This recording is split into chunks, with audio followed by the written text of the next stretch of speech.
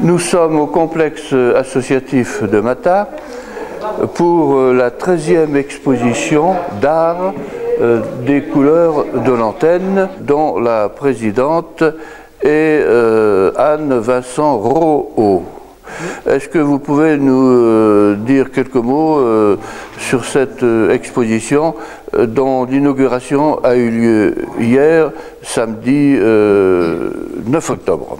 Eh bien, écoutez, nous avons eu vraiment de la chance parce que nous avons beaucoup de talents qui sont réunis dans cette salle. Nous avons eu un vernissage qui s'est très bien passé, ça a été une réussite totale. Nous avons eu beaucoup de retours positifs et nous avons commencé à vendre des sculptures, donc, notamment, c'est quand même agréable.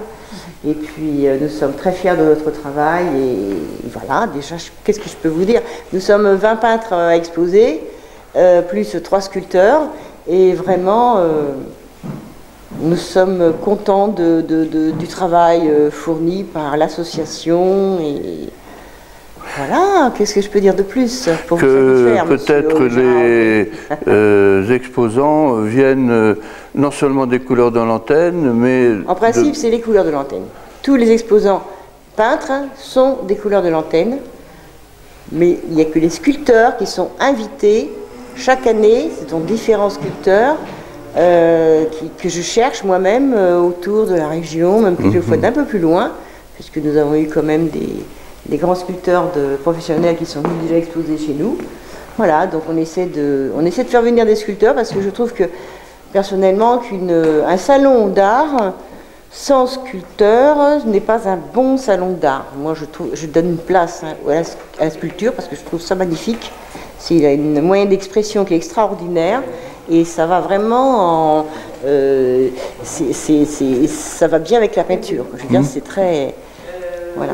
À propos de sculpteurs, nous avons, et j'ai à ma droite, Marie Coutier, qui vient de Saint-Jean-d'Angély et qui a exposé un certain nombre de ses sculptures, mais qui sont très particulières, parce que à première vue, on a l'impression que ce sont des sculptures en fer forgé ou en métal, ce qui n'est absolument pas le cas. Alors, expliquez-nous comment vous travaillez. Alors, la matière première, c'est pas du bronze, c'est de la faïence noire, que je laisse sécher pendant très longtemps, que je cuis pendant 2 jours, et après j'interviens et je fais une patine à base de cire et de pigments. Voilà, et ça donne un effet bronze. Et alors nous allons nous approcher de cette sculpture qui fait vraiment, j'allais dire, illusion. Voilà. Et moi-même j'ai cru que c'était du bronze. Eh bien non, c'est de la terre cuite patinée façon bronze. Voilà. Et vous la patinez longuement? Ça dépend de la taille. Non, mais par exemple pour cette peinture. Non, là c'est assez rapide. Après, il faut bien faire sécher et après la lustrer pour faire apparaître la brillance de la cire. Voilà. Alors, quels sont vos... Nous allons nous approcher d'autres sculptures. Là, ce sont des petits nageurs, des petits baigneurs, exactement. Voilà, c'est des petites baigneuses. Baigneuses, voilà. Que j'ai fait pour une exposition au bord de la mer, au phare de la Coupe. Donc le thème c'était la mer. Et j'ai eu l'idée d'en faire 3. Il y en a une qui n'est plus là, sur une pile de livres. Alors, je vous présente celle-ci, elle parcourt un livre. Celle-là, elle survole un livre. Et j'avais le 3e qui avait un plongeon, il plongeait dans le livre. Voilà, c'était un thème rigolo. Vous avez des thèmes de prédilection? La mythologie, j'aime beaucoup. Donc là, vous avez des déesses. Alors nous allons nous approcher d'une déesse. Voilà. Ishtar, je crois. Voilà. Ishtar. Donc là, c'est une guerrière. Mésopotamienne, je crois. Voilà, c'est une guerrière. Donc j'ai essayé de lui donner une belle force bien ancrée en bas et dans ses jambes. Un petit peu plus de légèreté, voilà, voilà, c'est une femme très féminine, mais aussi très puissante et guerrière. Et on peut l'invoquer? Si vous voulez. Bien sûr. Sur tous les thèmes, pour tous les vœux. Exactement. Bien, allez-y. nous retenons la leçon. Et nous avons également ici une marine. Une marine, pareil, sur le thème de la mer. Donc j'ai essayé de faire une figure de proue très élancée avec la proue du bateau. En fait. Voilà, ici la proue du bateau. Oui. Et vous avez exposé ailleurs qu'à Mata? Où avez-vous exposé notamment? Dans ma vie. Dans votre vie? Dans ma vie, beaucoup. J'ai exposé au Parlement européen à Bruxelles, j'étais aux États-Unis à Ocala, j'ai été au ministère des Finances, dans les châteaux, dans les lieux prestigieux. Mais j'ai une belle vie, oui. Vous avez eu une belle vie, bien. C'est l'essentiel, il ne reste plus qu'à vous souhaiter de continuer pendant de longues années cette belle vie et de nous faire des sculptures, notamment mythologiques, qui nous rappellent les temps anciens, qui étaient évidemment des sortes de paradis perdus. Oui, on va les retrouver. Merci. Je voulais aussi rajouter que chaque année, nous avons un thème différent. Nous choisissons ce thème pendant l'Assemblée générale qui a lieu toujours au mois de janvier. Donc la prochaine assemblée, c'est le 22 janvier dans la salle A du complexe à 14h30. Et tout le monde choisit un thème et on vote à la loyale. Oui. Voilà. Et cette année, donc, c'est la place du marché qui a été choisie. Alors, je crois savoir que dans ce thème-là, il y en a il y a une peinture qui a été retenue. Et c'est, je pense, celle-ci. Voilà, c'est celle de Annie Dupré, c'est une peintre qui nous vient de Saint-Jean-d'Angély et qui a eu le prix du thème. Voilà.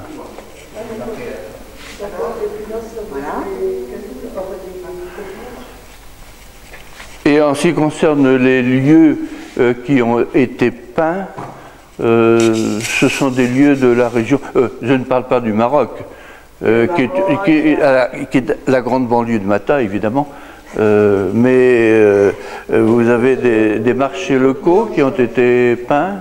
Il y a surtout des marchés, oui, il y a des marchés, pas de Mata finalement, non, c'est surtout des marchés étrangers, voilà,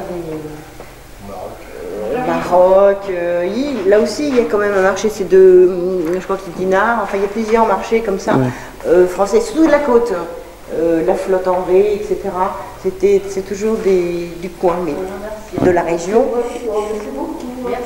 Mais nous ne sommes pas... de la région élargie. Élargie, voilà. Nous n'obligeons personne à faire s'il n'a pas envie. Et puis, oui. Pardon. Et vous vouliez nous rappeler qu'il y a également une tombola. Oui, alors, au cours du salon, nous proposons aux visiteurs des tickets de tombola. Et pour des bonnes œuvres, nous récoltons de l'argent et nous donnons chaque année différentes œuvres, on choisit pendant l'année. Là, nous avons donc les prix qui sont là, derrière, les œuvres offertes pour la tombola. Ce sont des œuvres qui sont offertes par les adhérents. Il y a aussi une petite sculpture que Madame Marie Coutier nous a offerte, des livres, des petites choses comme ça. Et puis même une petite bonbonnière de Madame Bizière, Hortense, en coquillage. Voilà, pour vraiment avoir le plus d'argent possible pour ces œuvres. Nous vendons aussi des cartes postales, bien sûr. Alors les cartes postales sont faites maison, évidemment.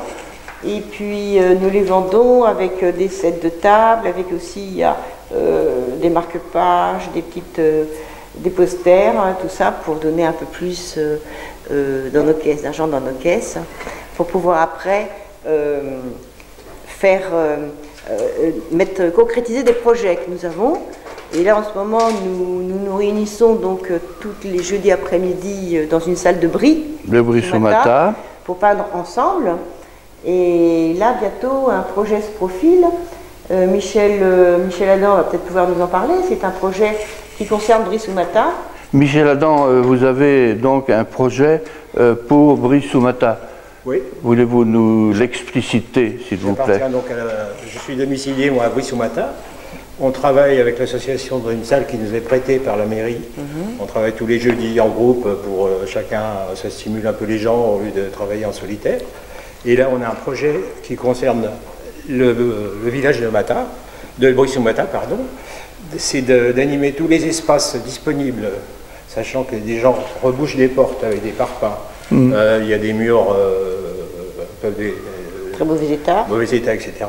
Donc inventorier tous les endroits où on peut mettre quelque chose en termes de fresques, donc tous les espaces pour créer une espèce de parcours dans le village, sur la thématique de la transmission entre les générations, sur le thème un peu de la vigne, en partant, mettons, du phylloxéra qui a tout grillé, jusqu'à la production du cidre, cognac, etc. Donc tous les stades, on a une fontaine, qu'est-ce qui se passe, donc des scènes un peu, on fait intervenir la population, on va faire une recherche documentaire en ayant des vieilles photos, etc. On va partir de ça pour animer tous les murs et créer une espèce d'animation visuelle, une espèce de parcours sur un peu l'histoire du village et ce thème de transmission intergénérationnelle. Et ce projet, c'est pour la fin de l'année, l'année 2022 peut-être? Oui, à partir de 2022. Ouais. Il y a déjà un panneau qui a été fait, inauguré avant et stoppé avant le Covid. Donc là, on va redémarrer pour monter toute une recherche documentaire, etc., les monter. Et on commencera à travailler ensemble avec l'association à partir de 2022 pour réaliser tous ces fresques. C'est comme tous les projets que nous avons, nous peignons ensemble sur le même, mais vraiment nous peignons ensemble, c'est-à-dire que chacun, ce n'est pas individuel, c'est-à-dire que chaque panneau est fait par plusieurs mains. Voilà, alors nous avons fait pas mal de fresques déjà. Comme on a fait pour la maison de retraite, à l'EHPAD. Voilà. C'est la même démarche, sauf que là c'est implanté à l'extérieur. Voilà, on a fait aussi des fresques sur les murs d'une salle qui était pour que les personnes qui travaillent à la passerelle se défoulent, se défouler. Donc c'est tout un parcours dans cette pièce. Ça part de la colère, ça va, et ça se finit par la joie, et ça passe par tous les stades comme ça, les sentiments qu'ils ressentent, hein, parce que c'est eux qui ont demandé, qui ont voulu ce genre de fresques. C'est eux qui ont choisi les thèmes, et puis nous les avons concrétisés, et maintenant ils nous ont aidés à les peindre aussi. C'est très bien pour eux et comme type d'animation, évidemment. Voilà. Pour revenir au projet sur Brie, l'objectif c'est de redynamiser un peu le secteur. Avec ça, on peut créer un espèce de parcours touristique. Les gens qui passent vont voir un peu, on leur raconte une histoire. Voilà, donc ça peut à terme profiter à tout l'environnement des communes adjacentes. Bien, alors nous allons vous présenter tous les prix qui ont été octroyés hier pendant le vernissage. Alors il y a le prix de la ville qui a été décerné donc à Madame Marie Coutier pour une terre cuite, voilà, qui s'appelle le Banshee. Voilà, maintenant ensuite nous allons passer à un autre prix. Alors le prix du conseil départemental qui revient donc à monsieur et madame Quarti d'Ilefada, qui sont des habitués du salon et qui nous apprécions énormément. Voilà, ils font de très très belles choses et ils vendent très bien les petites choses, c'est très mignon.